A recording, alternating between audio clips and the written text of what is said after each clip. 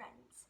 So I've been reading this book called Captivating, and it says Unveiling the Mystery of a Woman's Soul, and it's a Christian book, and it's just basically a book talking about how like Jesus made woman and the desires and the reasons that they like desire we desire what we desire, and like why we long for what we long for, and just things like that. But today what I wanted to talk about in this video, which Stacey Eldridge and her husband John talk about in this video, is how a woman's worst fear ultimately is abandonment, and that they're left alone and things of such. And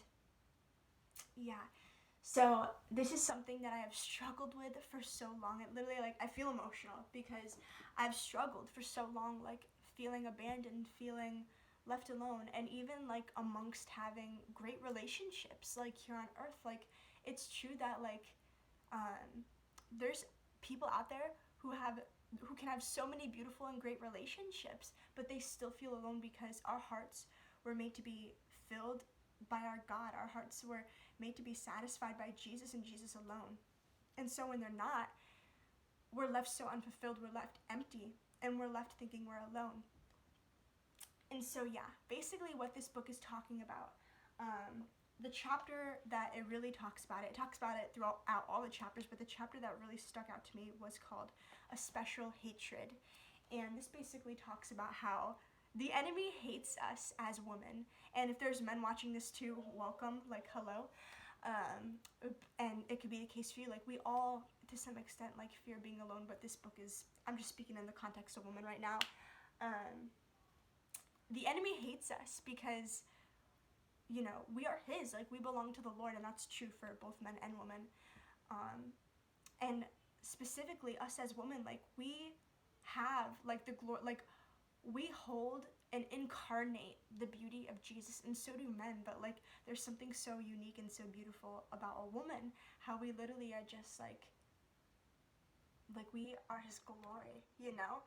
And so the enemy hates that, like how we literally are just like the incarnation of the Lord's beauty, but also we are life bearers. Like, we bring life, literally, like, we carry children into the world, but we also carry life in relationships, in places, in everywhere we go, and every person we're with. Like, we carry life everywhere.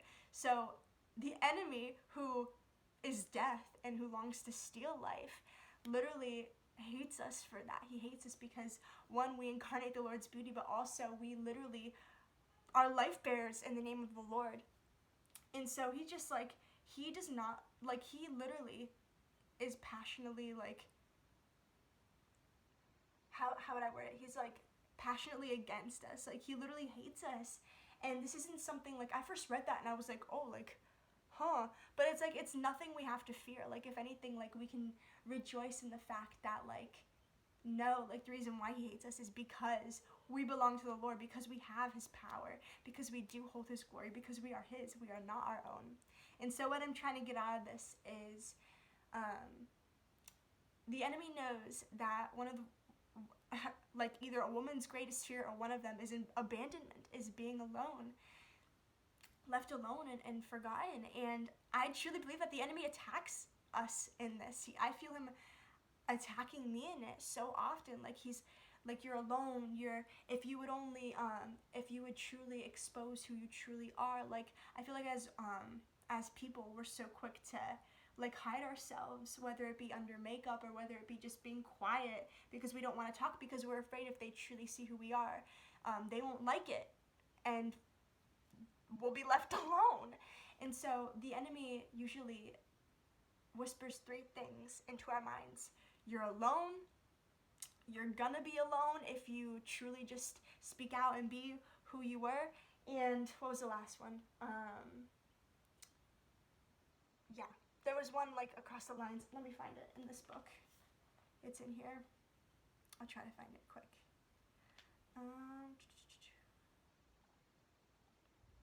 Okay, so you are alone. When they see who you really are, you will be alone, or no one will ever truly come for you.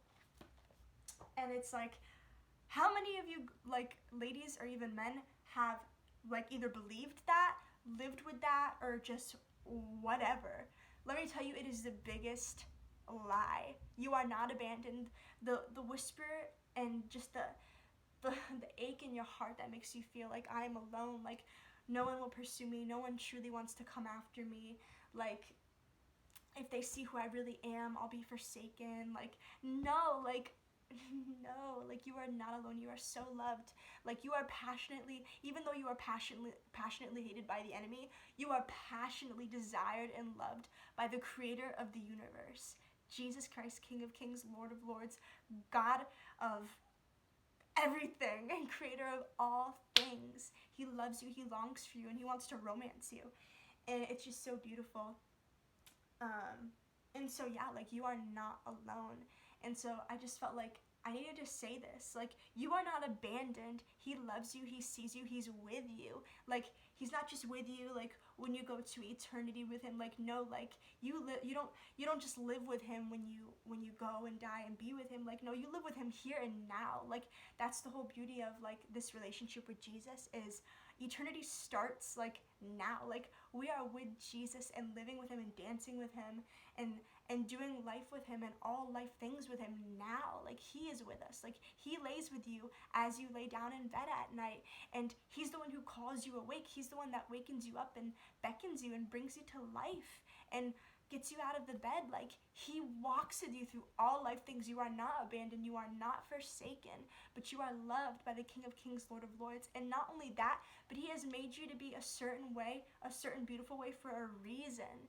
And yeah, not everybody's gonna love us, obviously, because as they say, haters gonna hate, whatever. But like he will bring you people that will cherish you as well, and who will only encourage you and uplift you in the Lord, and who will accept you for who he's made you to be, which is such a beautiful thing, that you are so unique, and he has instilled in you all the desires you have. Like I'm a very like I just loved like hugs and like things like that. Like there's a book called The Love Languages, and so I guess you could say one of my love languages is like physical touch. Like I just love like to like be close to people, and I used to be like almost ashamed, because that's another thing the enemy wants us to feel, is shame over who the Lord has made us to be. And so I used to be like almost ashamed and almost like why am I like this? But like the Lord put that there. The Lord put that desire there, and like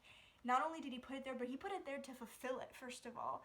But we also just get to like live it out amongst his people as well. And so it's just beautiful. Do you guys kind of get where I'm getting at here? So yeah, I want to share 3 verses with you, and then I'm going to sign off. But the first verse I want to share with you is Deuteronomy, and I should have highlighted it. Oh no, I don't know where it is. I just put like the thing. It's in Deuteronomy 31, I believe it is. But basically it says, the Lord will go before you. The Lord goes before you, and he's with you always. So it's in, I believe, Deuteronomy 31 or Deuteronomy 30. I don't know. But basically, the Lord goes before you and the Lord is with you. There's one of them. I should have highlighted it. It's like blank. But the other 2, I know where they are. The other one is in Isaiah 41. Isaiah 41:10. Fear not, for I am with you. Be not dismayed, for I am your God. I will strengthen you, I will help you, I will uphold you with my righteous right hand.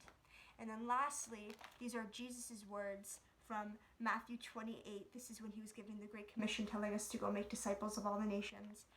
Jesus said, and behold, I am with you always to the end of the age.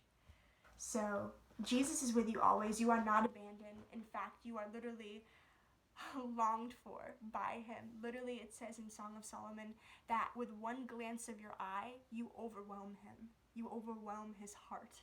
And so you are so cherished. You are pursued and sought after by him. And yeah, you have value and you're loved. And so you're not abandoned. In fact, you're quite the opposite. You can't escape his presence. Like, where will you flee from him? Like, you could go down to the depths of the sea. You could go to the highest of the skies. You could go to Mars. I don't know. Like, you cannot forsake him. Like, you cannot abandon him. So you can rest assured that you are not abandoned.